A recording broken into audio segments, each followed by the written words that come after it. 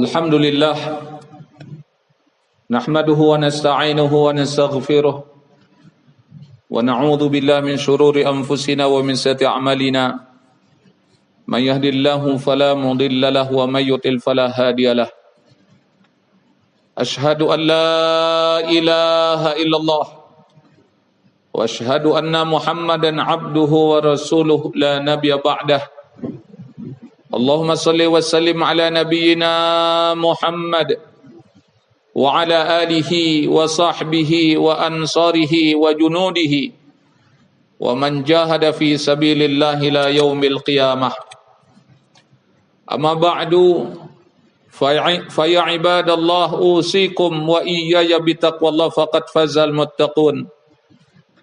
Qala Allah ta'ala fil Qur'anil Karim, ya ayyuhalladzina amanu ittaqullaha haqqa tuqatih wa la tamutunna illa wa antum muslimun.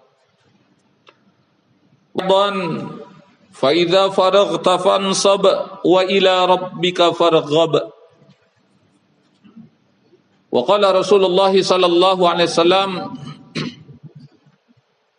khairun nas anfa'uhum linnas. Sadaqallah wa sadaqa Rasulullah sallallahu alaihi wasallam. Jamaah salat Jumat yang dimuliakan oleh Allah Subhanahu wa taala. Ayat yang baru saja khatib sampaikan ada di dalam surat Asy-Syarah atau yang lebih dikenal dengan surat Alam Nasrah. Surat yang ke-94 yang terdiri dari ayat yang berjumlah 8. Surat tersebut terdiri dari 27 kalimat dan terdiri dari 103 huruf. Dalam khutbah yang singkat ini, khatib menyampaikan 2 ayat terakhir, yaitu ayat yang ke-7 dan ayat yang ke-8. Di mana Allah Subhanahu wa taala berfirman, fa idza faraghta fansab wa ila rabbika farghab. Apabila kamu telah menyelesaikan suatu pekerjaan, maka lakukanlah pekerjaan yang berikutnya. Kemudian dijelaskan oleh Allah Subhanahu wa taala, dan hanya kepada Tuhanmu lah engkau berharap. Ayat ini memberikan bimbingan kepada hamba Allah Subhanahu wa taala, memberikan bimbingan kepada kita.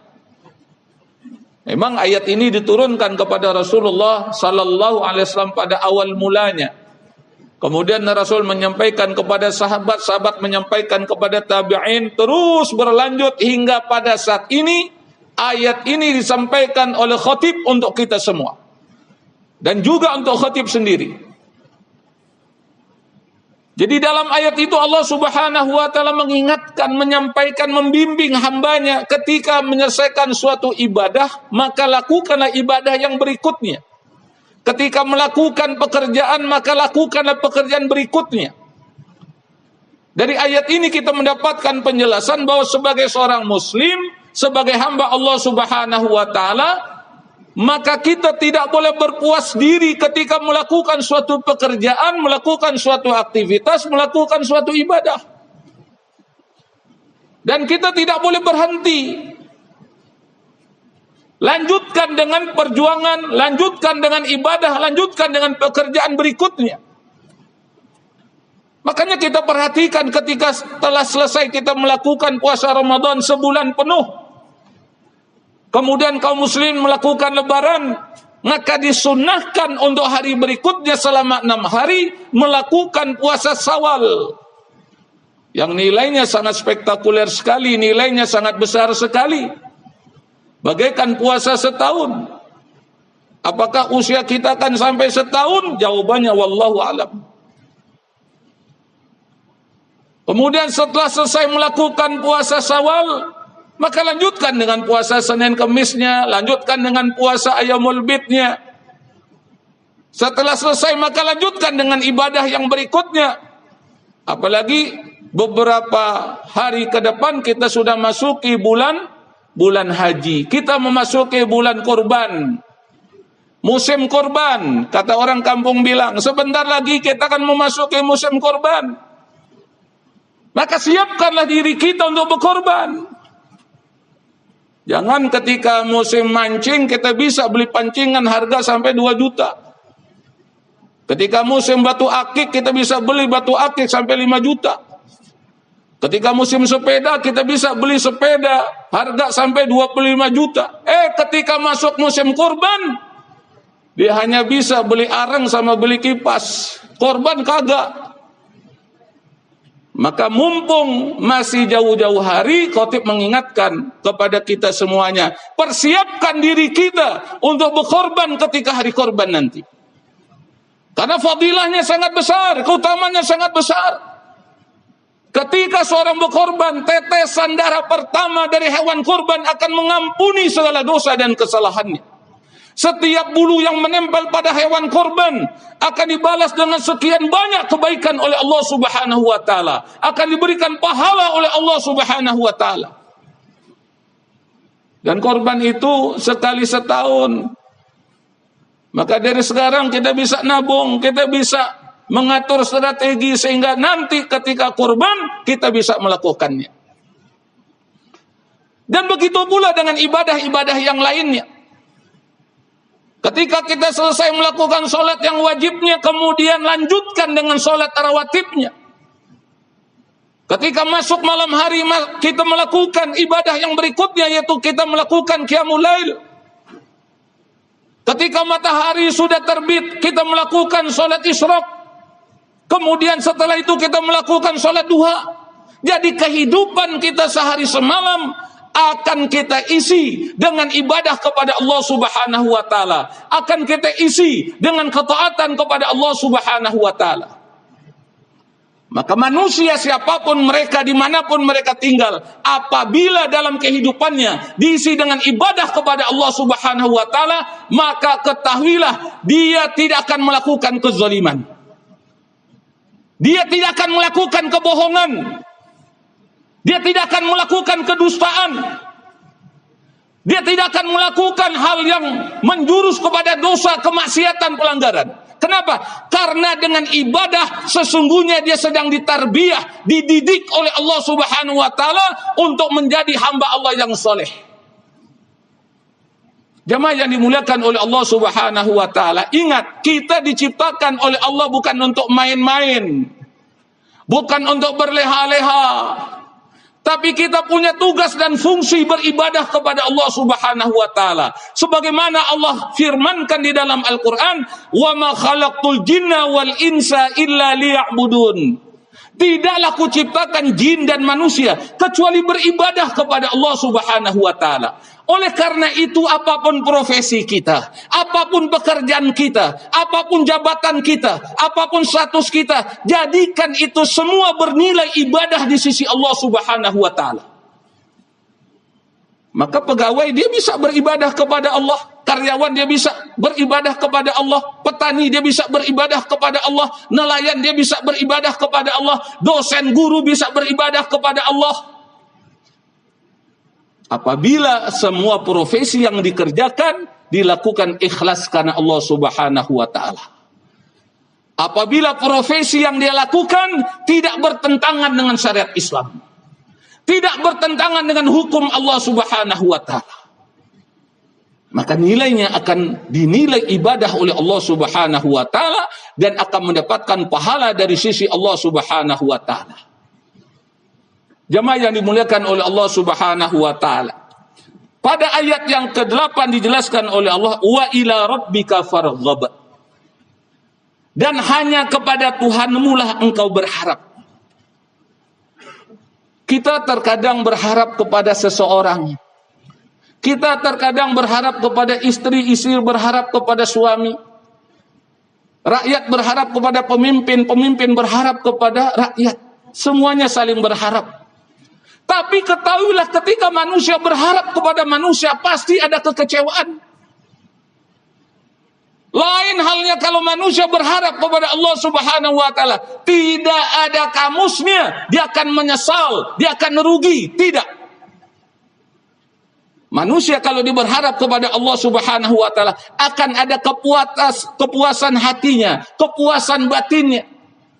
Dia merasa tenang, dia merasa redha dengan keputusan Allah Subhanahu wa taala. Kenapa? Karena itu bagian dari takdir yang ditetapkan oleh Allah Subhanahu wa taala.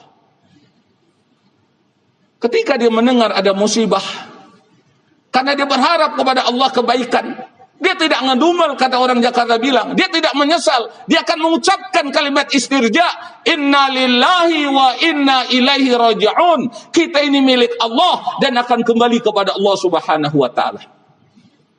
Ketika dia diberikan nikmat, kesuksesan, keberhasilan, karena dia berharap kepada Allah, Allah sudah berikan harapannya, dia mengucapkan alhamdulillah, alhamdulillah, tsumma alhamdulillahi rabbil alamin. Segala puji bagi Allah Subhanahu wa taala, Rabb yang telah menciptakan alam semesta.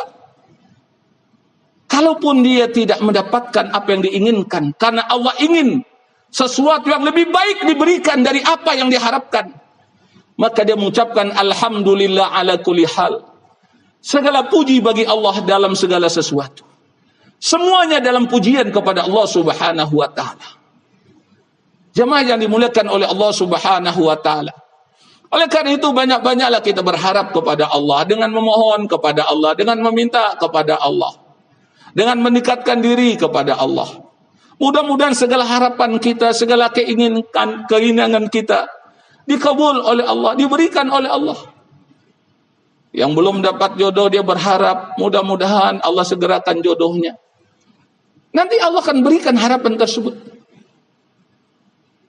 Yang belum mendapatkan keturunan, dia berharap agar Allah memberikan keturunan anak-anak yang soleh dan solehah.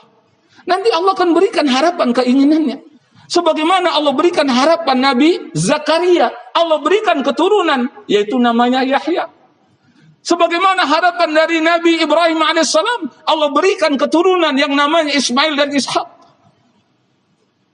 Maka kita berharap kepada Allah Subhanahu wa taala, wa ila rabbika farghab. Hanya kepada Tuhan engkaulah hendaknya engkau berharap, memohon kepada Allah, meminta kepada Allah. Jemaah yang dimuliakan oleh Allah Subhanahu wa taala, dalam kehidupan keseharian kita mungkin ada hal-hal yang tidak kita inginkan, mungkin ada hal-hal yang tidak kita sukai.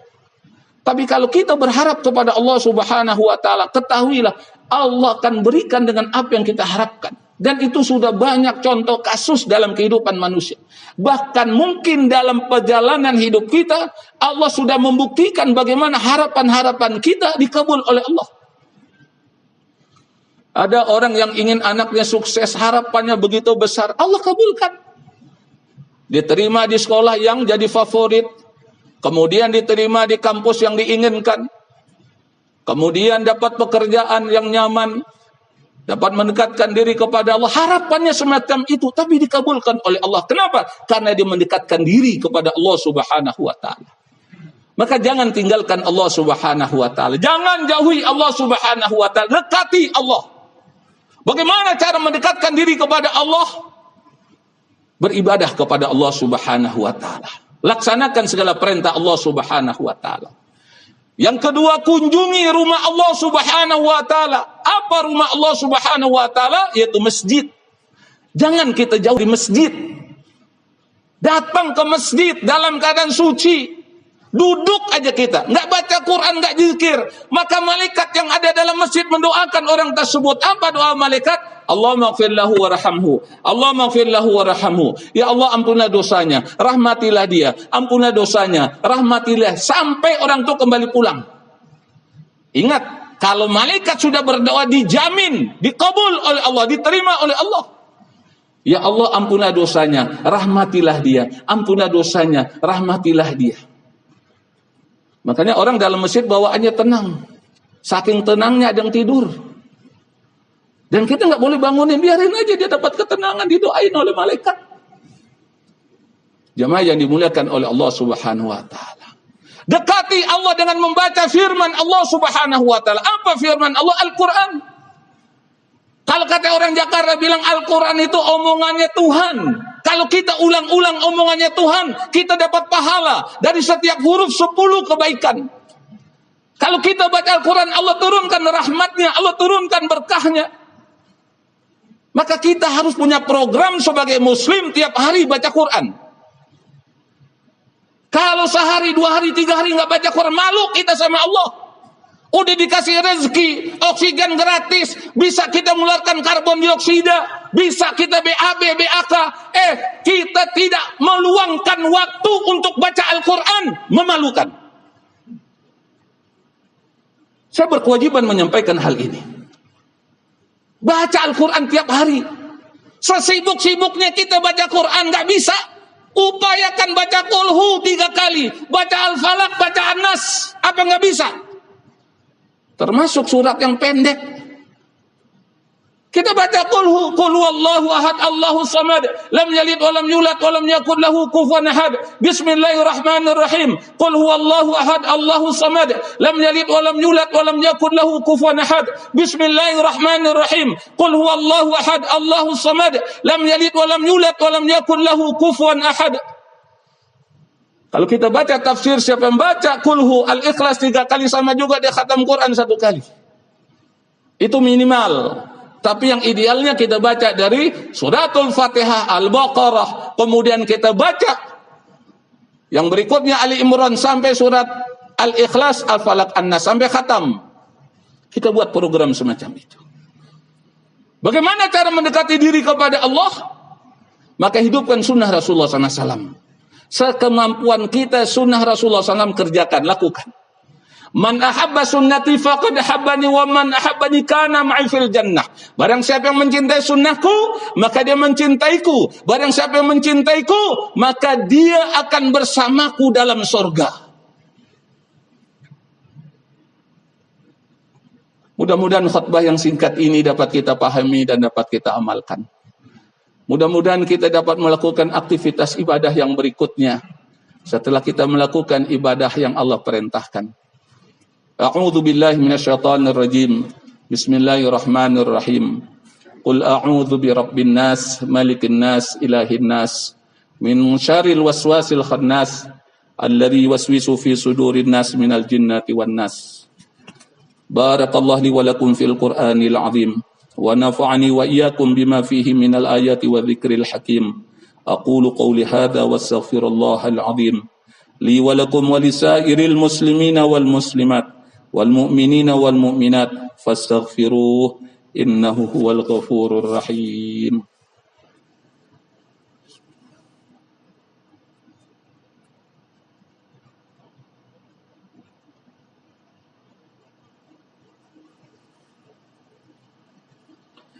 Alhamdulillah alafa baina qulubina fasbahna bi ni'mati ikhwana. Asyhadu an la ilaha illallah wa asyhadu anna Muhammadan abduhu wa rasuluhu la nabiyya ba'dah.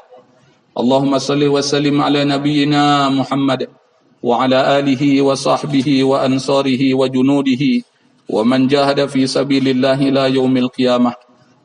Amma ba'du fa ya ibadallah usikum wa iyaya bi taqwallah faqad fazal muttaqun. Qala Allah ta'ala fil Qur'anil Karim, ya ayyuhalladzina amanu ittaqullaha haqqa tuqatih wa la tamutunna illa wa antum muslimun. Inna Allaha wa malaikatahu yusalluna 'alan nabi ya ayyuhalladzina amanu sallu 'alaihi wa sallimu taslima. Allahumma salli 'ala sayyidina Muhammad wa 'ala ali sayyidina Muhammad kama shallaita 'ala sayyidina Ibrahim wa 'ala ali sayyidina Ibrahim wa barik 'ala sayyidina Muhammad wa 'ala ali sayyidina Muhammad kama barakta 'ala sayyidina Ibrahim wa 'ala ali sayyidina Ibrahim fil 'alamin innaka Hamidun Majid. Bismillahirrahmanirrahim. Qul huwallahu ahad, Allahus samad, lam yalid wa lam yulad wa lam yakul lahu kufuwan ahad. Bismillahirrahmanirrahim. Qul huwallahu ahad, Allahus samad, lam yalid wa lam yulad wa lam yakul lahu kufuwan ahad. Bismillahirrahmanirrahim. Qul huwallahu ahad, Allahus samad, lam yalid wa lam yulad wa lam yakul lahu kufuwan ahad. Allahumma ighfir lil mu'minin wal mu'minat wal muslimin wal muslimat al-ahya minhum wal amwat bi rahmatika ya arhamar rahimin. Allahumma ighfir lana wa liwalidayna warhamhuma kama rabbayana shighara. Allahumma ighfir lana wa liwalidayna warhamhuma kama rabbayana shighara. Allahumma ighfir lana wa liwalidayna warhamhuma kama rabbayana shighara. Rabbana ighfir lana wal ikhwanina alladhina sabaquna bil iman ولا تجعل في قلوبنا غلا للذين آمنوا ربنا إنك رؤوف رحيم. اللهم اغفر لأمة سيدنا محمد، اللهم ارحم أمة سيدنا محمد، اللهم جبر أمة سيدنا محمد، اللهم فت أمة سيدنا محمد، اللهم عافي أمة سيدنا محمد، اللهم سلم أمة سيدنا محمد، اللهم انصر أمة سيدنا محمد، اللهم انصر إخواننا والمجاهدين في غزة فلسطين والقدس وسوريا ومصر وليبيا واليمن وإيراق وأفغان وروهينيا وإيغور وفي كل مكان وكل زمان واجعلنا منهم يا رب العالمين. اللهم إنا نعوذ بك من البراس والجنون والجذام ومن سيء الأسقام. اللهم ربنا تقبل منا صلاتنا وصيامنا وقيامنا وتخشعنا وتضرعنا وتعبدنا وتمم تقصيرنا يا الله يا الله يا الله يا أرحم الراحمين. اللهم إنك عفو كريم تحب العفو فاعف عنا. اللهم إنا نشكر رضاك والجنة ونعوذ بك من سخطك والنار. اللهم اختم لنا بالإسلام واختم لنا بالإيمان واختم لنا بحسن الخاتمة. ربنا آتنا في الدنيا حسنة وفي الآخرة حسنة وقنا عذاب النار وادخلنا الجنة مع الأبرار يا عزيز يا غفار يا رب العالمين. وصلى الله على نبينا محمد وعلى آله وصحبه أجمعين والحمد لله رب العالمين. أقم الصلاة.